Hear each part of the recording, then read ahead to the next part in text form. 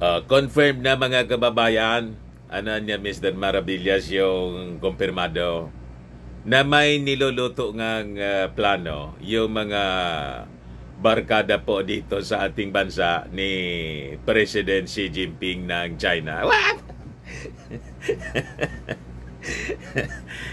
Ikaw man niya talaga Mr. Maravillas, binabantayan mo talaga. Hindi ko man po binabantayan. Sila mismo yung sila mismo yung nagsasabi. Hindi man nila tinatago. Ito nga po, nakapublish sa Manila Standard. Kung ano yung kanilang mga pinaplano, mga kababayan, Gloria Prading Rodi, back into politics, says go. Si Senator Bongo, mga kababayan, yung mismong nag-bulgar. Siya mismo yung nagsabi. Noong isang araw, mga kababayan, pinost ni Inday Sara, kasama niya si GMA sa eroplano. Hindi alam kung saan papunta, saan lumipad. Basta nakasilip, mga kababayan, si Inday doon sa Instagram niya.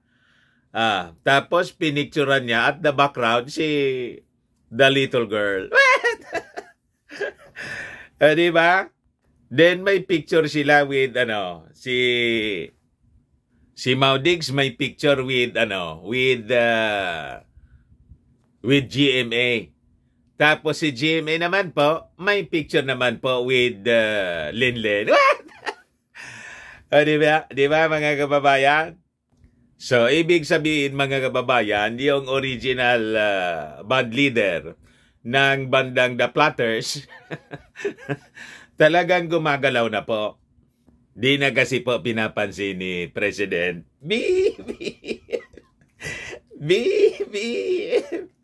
Kaya yon mga kababayan, nag-uusap-usap na sila. But before ko na ibigay sa inyo yung kwento, click subscribe mga kababayan dito sa ating YouTube channel. And hit the notification bell para lagi kayong updated po sa mga kaganapan dito sa ating bansa. Like and share na rin po ninyo ng ating video. At wag na rin po ninyo na skip yung ating mga commercial ads para tuloy-tuloy ang pag-unlad ng bagong Pilipinas. Ayos pa? Ito yung balita mga kababayan published by Manila Standard. Kinonfirm mismo ni Senator Bongo na gumagalaw si the little girl. Di ba? Nag-uusap-usap yung mga barkada ni Xi Jinping. Former President and Pampanga Representative Gloria Macapagal Arroyo prodded former President Rodrigo Duterte to be active again in politics. Sabi ni Senator Christopher Bongo. Kahapon mismo mga kababayan, siya yung nagsabi. Di ba? Ayan, nagsabi rito sa balita. Arroyo's photo with Duterte made the rounds on social media 2 days after she also posted a photo of her with former Vice President Leni Robredo on Saturday. Talaga pong desidido si the little girl. Ayan pa ang picture ni the little girl with Maudigs, si Tito Sen, si Mijaldea, tapos si Senator Bongo. Di ba malinaw mga kababayan? Na may mga pinaplano? What? So sabi rito, I recently had a social dinner with former Vice President Leni Robredo and mutual friends from Bicol, she said. She said in a statement, we chatted about Bicol politics, sabi po ni the little girl. So, mangingialam siguro na si GMA, pati dito sa politika sa amin. Sa bagay, yung anak niya, si Dato Arroyo, mga kababayan, dating tumakbo na congressman doon po sa province po ni Lenlen sa Camarines Sur. Yung mga Arroyo kasi, mga kababayan, mga Bicolano sila. Si GMA, Makapagal, Pampanga. So sabi dito po, the senator, referring to Senator Bongo, posted on his Facebook account a photo of the meeting between Arroyo and Duterte, which was also attended by Duterte's former Executive Secretary Samuel Mijaldea and former Senate President Vicente Soto III. Ngayon, sabi rito, Go declined to provide other details on the talks but said Arroyo invited Duterte to the informal gathering. So, ang nag-initiate, madaling sabi mga kababayan, si The Little Girl. Kasi siguradong masamang-masama ang loob ni GMA. Kasi hindi na po siya kasama sa team BBM. Kaya nga po, napaka makahulugan yung naging post ni Inday Sara doon sa Instagram account niya. Ito pa, basahin ko uli kung ano yung sinasabi ni Inday na napakalalim yung kahulugan. Sabi dito sa Politico News, Duterte talked to Instagram to share the sneaky snapshot with her mentor and wrote an interesting caption. Kahit yung Politico News, nakalata. Bakit po? Ang sabi niya doon sa caption, the unbothered with the upset, untangle, unsettle, antay. Sabi po ni Inday. Ayan po siya. Pagkatapos, nasa likod niya si GMA. Nakasakay sila sa eroplano. Hindi man sinasabi kung saan patungo. Paduda. What? Madaling sabi mga kababayan, umiikot ngayon si GMA at kinakausap niya yung kanyang mga kaalyado, mga barkada. Kasi iniisnab-isnab na siya ng ating Pangulong nang pumunta po, that's the first time na yung ating Pangulo ay lumabas ng bansa para sa ASEAN Summit. After na mangyari po yung Tambaluslos issue. Diba? Yung na-demote po si GMA dahil sa, ang sabi, may plot to oust Martin Romualdez. At yung brain mga kababayan, si GMA. At nang ma-demote, nagalit si Inday. Yun nga po yung issue sa Tambaluslos. Nag-post si Inday ng huwag kang tambaluslos. Tama yung mga analysis din, mga kababayan ni Congressman Edsel Lagman, yung LP President. Doon mga kababayan sa nakitang mano ni Martin Romualdez kay GMA. At nagpapakita nga nagkaayos din sila. Sabi ni Edsel, ganyan niya yung mga seasoned politician. Dapat na niya na maintindihan natin na pag itong mga seasoned politician nag-shake hand, yung isang kamay niya, may hawak na punyal. Sabi yan ni Edsel, hindi ako may sabi niyan. Kapag nakikipag-handshake daw mga kababayan yung mga politiko na nagka-diferensya, yung isang kamay naka-handshake, yung isa nasa likod may hawak na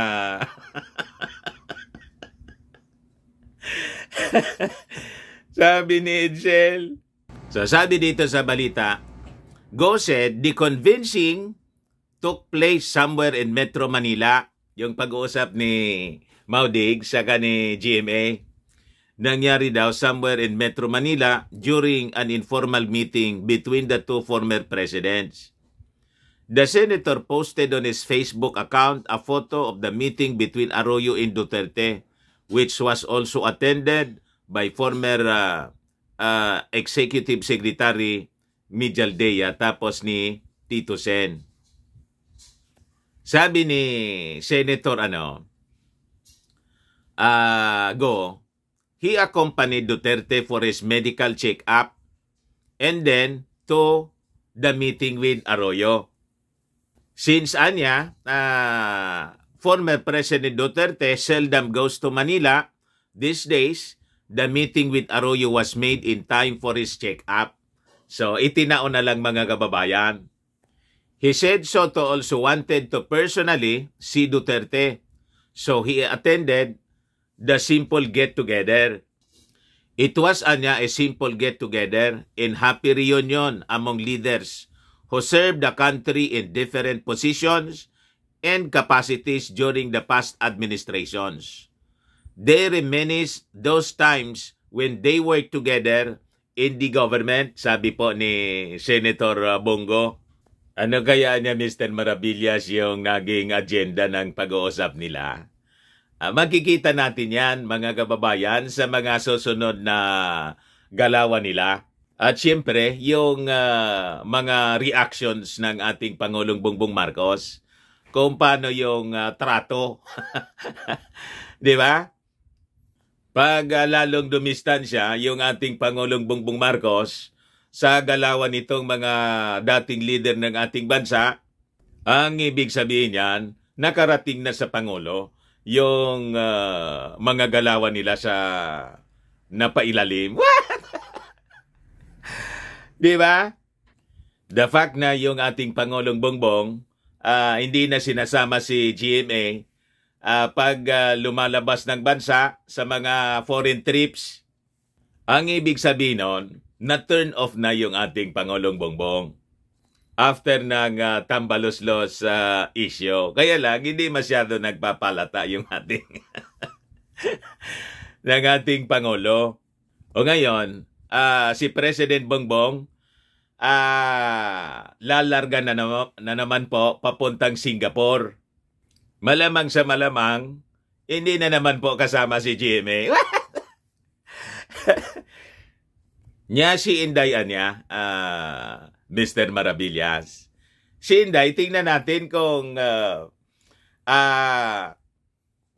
iiwan pa sa kanya yung ating bansa bilang caretaker, bilang caretaker or officer in charge. Pag alimbawa hindi na po iniwan kay Lucas Bersamina, alams na. Di ba? Yun man lang po yung yung barometro niyan.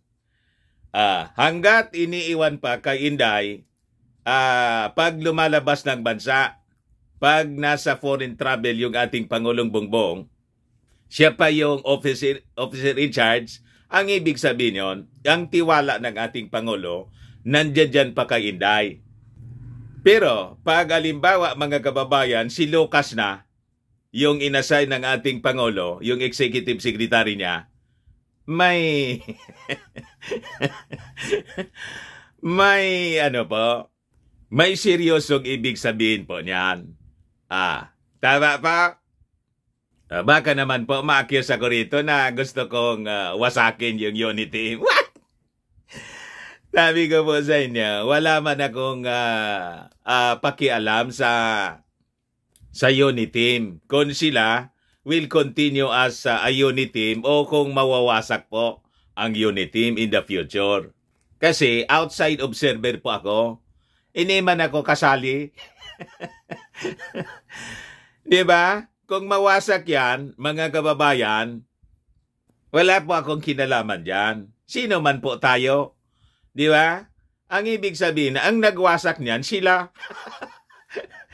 Di ba? Depende sa kanilang mga galawan sa politika. Lalo't papalapit na po yung midterm elections. Di ba? Ito, yung ating Pangulong Bongbong, lilipad po papuntang Singapore. Sabi rito sa balita ng Politico News, Marcos flying to Singapore on September 13 for Asian Summit. And para sa Formula 1 Grand Prix, mga kababayan, sasabihin ng mga critics ni President Bongbong Marcos, maglalakwatsa na naman na niya, manonood lang naman na niya ng race. What? Di ba? So ito po yung news release ng Palasyo Malacanang. The Presidential Communications Office said Marcos Jr. is expected to discuss priority and programs before economic managers and business leaders. Titled, A Conversation with the President of the Republic of the Philippines, Marcos will headline the 30-minute talk, highlighting the government efforts in improving the lives of Filipinos amid challenges from significant global events, sabi po ng PCO. So Marcos Jr. will be the first sitting Filipino president to address the Milken Institute's Asia Summit.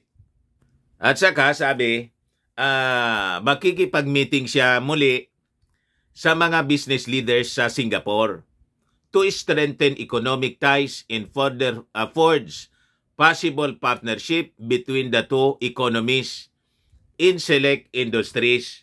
So tingnan natin kung si GMA sasama. Sigurado niya Mr. Maravillas hindi nakasama si GMA.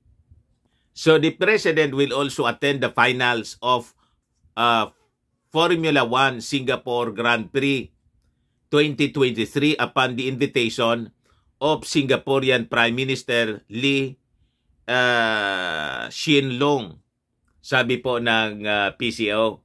Siguradong babakbakan na naman ang mga kababayan. Babanatan na naman ang mga critics ni President Bongbong Marcos itong travel niya sa Singapore. Pabalik-balik na lang niya sa Singapore. Di ba? Ginawang rason naman niya yung meeting niya sa mga business leaders, pero niya, yung talagang sadya niya, yung manood lang ng race. Di ba? Pagwaldas na naman niya ng pera ng taong bayan. Abangan niya yung presyo ng bigas hanggang ngayon mataas pa rin. Yan sigurado yung magiging issue ng mga dilawan. Ayan man lang po mga kababayan, baka lang gusto ninyo itong itry. Firmax Firming and Lifting Cream, pinapahid po sa mga pulses in affected area. Mainam po sa paninigas ng mga kaso-kasuan. Ito naman po, Automax Radiant Serum. Sa mukha naman yung application. Anti-aging po siya. You will look 10 years younger than your age. Sa mga cancer patients naman po, baka lang gusto ninyo itong itry. Nengxia Red Mixed Fruit Drink. Hindi man po siya gamot, food supplement siya. Kaya lang, gawa siya mga kababayan sa goji berry. Yung goji berry may anti-cancer properties. Ayos, yung mga inquiries ninyo, dumiretso na lang kayo sa aming messenger sa Facebook para masagot namin agad. Ako po si Dante Maravillas. Bye-bye po. God bless.